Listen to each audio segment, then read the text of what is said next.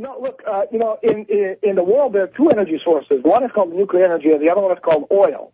Unfortunately, people who control the world will never let nuclear energy, which is the cheapest, the best and the longest-lasting energy, source in the entire world that can actually increase our population base from 6.7 billion to about 10 billion, because, again, the energy flux density, nuclear energy flux density, has nothing to do in terms of calories with solar energy, wind, or even oil. It's much heavier, much denser, obviously can do things which no other source of energy can do. Now, as the people who control the world can't possibly afford, as I explain in my book, to let third world countries have access to nuclear energy, because it will allow them to stand up on their own feet and no longer need the funding from the International Monetary Fund and the World Bank and company. So we have only basically one energy source available, and that's oil. And unfortunately, as we're running out of oil, that's what I'm saying. There's only, unfortunately, this global warming is a big scam. It's not global warming. Actually, it's global cooling right now. Yes. Which works in periods of about 100,000 years.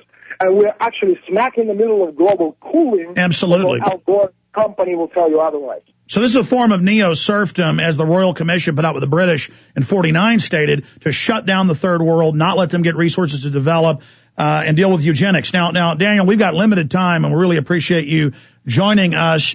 Again, the new book is out, the North American Union edition, available at Infowars.com, or just Google it. You can also go to DanielEstulin.com as well. Daniel, I want to talk about the big press conference coming up Friday. And you told me in confidence, which I was honored you did 2 years ago, that you'd done this movie deal, and now it's going to be made. And there's a press conference coming up that they're going to sync up Friday with the European premiere of Terminator film Salvation. Tell us about that. This is very, very exciting. Well, the deal has been in works for the past 4 years. Obviously, working with Hollywood, even if it's an independent studio, and they are, it takes time. It's a very long and arduous process. We've been talking to them since 2005. When my book first was released in Spanish. It was done through my former agent in Sweden. And this Friday we have a press conference announcing during the European premiere of Terminator Salvation that their next big movie is going to be, a project is going to be based on a true story of the build-up of group. It's not going to be a documentary. It's going to be a full motion picture. Absolutely. That is so exciting. And is this going to be a thriller? I mean, can you give us any window? Is it along the line? At this point, usually the way it works is they're probably going to commission 4 or 5 directors to write a mini script, and based on each individual vision that the directors will have, and based on which one they like most, is that the one they're going to probably go with. It's obviously going to be a money-making proposition. The budget for it is, I can't really say at this point in time, but it's a very, very big budget, dwarfing most budgets for most action-adventure films.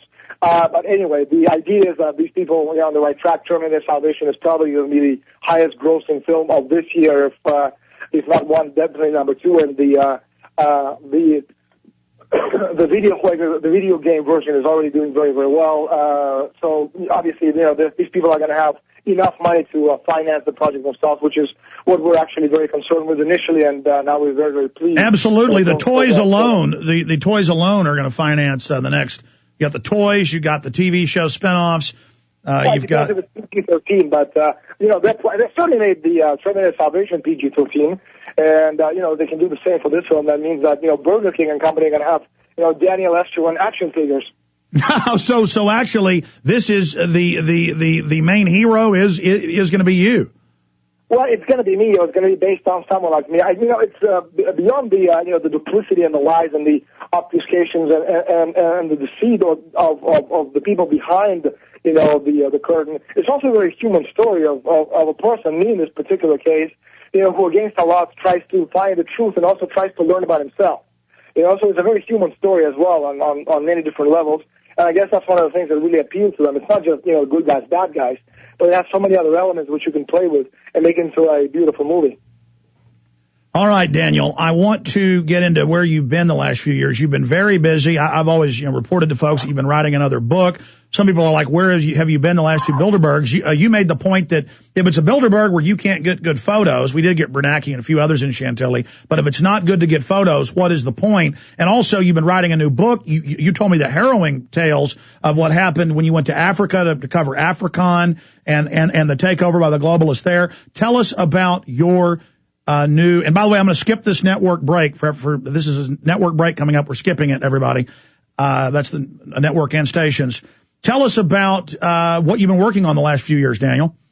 Well, again, as I just said, there's been a lot of talk because I get emails from people who send me links, to chats and forums all over the world. People asking where I was. It's really, I didn't understand why everybody's so concerned about where I am or what it is that I'm doing. But the point is that I haven't gone to Bilderberg over the last couple of years. There have been comments from certain individuals saying that I made so much money for my book, I no longer am interested. No, the reason I haven't gone this year or last year is because, this year's Bilderberg conference was held in the same hotel that I covered way back my first Bilderberg conference in 1993. And I know the place. And last year's Chantilly, I know it very well, too, because I was there in 2002. There's absolutely no way to get anywhere near a hotel to take good photographs, and just to go there to be harassed by people. I don't need to do that because, again, I get information sitting in the living room of my house, as I've done this particular year as well, scooping the whole world on the Bilderberger pre-meeting agenda and, what these people have talked about. So that's the reason I haven't gone, not because I stopped doing it, because simply I make too much money and I'm too wealthy right now. And as far as it's absolutely true, I haven't done any interviews in the past year, or hardly any, simply because I've been working on my new book. Now, anyone who has written a book, all right, knows that it's not the same writing a comment on the chat forum that it is writing a book, which, No, it's very hard. I'm writing a book right now and pulling my hair out. It was supposed to be done a year ago. 7 days a week, 365 days a year. That thing doesn't leave even when you're sleeping. I've tried leaving coffee and biscuits next to the computer and seeing if it would write it itself. Unfortunately, it doesn't. I have to physically sit down and with my little fingers start typing words and letters and sentences. Now, one of the chapters in my new book, The Shadow Masters, which will be released by Friday sometime in October, talks about Africa. Well, basically what I've done is I uncovered how international corporations, big behemoths such as Halliburton and Company,